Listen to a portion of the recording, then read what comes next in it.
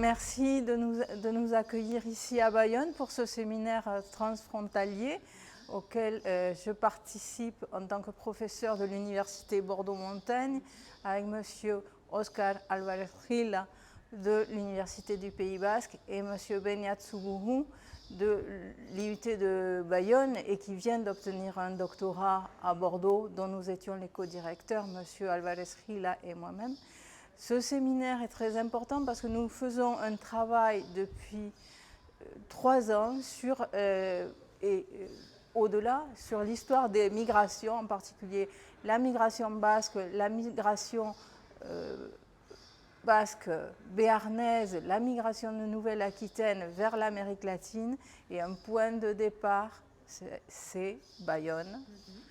Un point de passage, c'est le port de Pasajes et le port de Bayonne.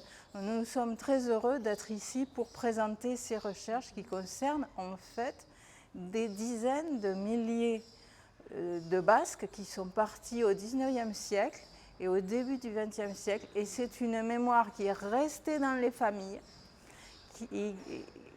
Dans les familles, il y a des lettres qui sont conservées, des photos, mais cette mémoire, en même temps, elle se perd.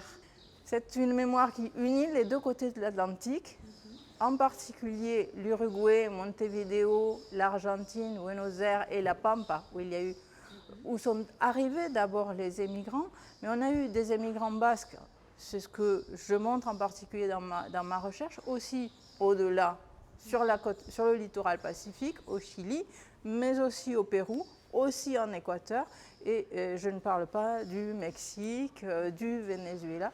Donc on a là un trésor oublié qui permet aussi, quand on réfléchit, à mieux comprendre qu'est-ce que c'est aujourd'hui la migration, qu'est-ce que cela représente comme investissement personnel de ces familles qui envoient quelqu'un d'Afrique en Europe.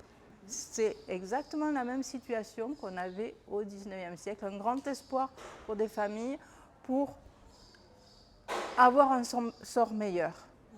Et les lettres en particulier sont vraiment des sources à explorer, à faire connaître, avec l'espoir de trouver un lieu d'exposition. Alors, actuellement, je cherche pour faire une exposition ici, dans les Pyrénées-Atlantiques, avec les collègues qui participent au projet, grâce à tous ces matériaux que nous avons déjà obtenus.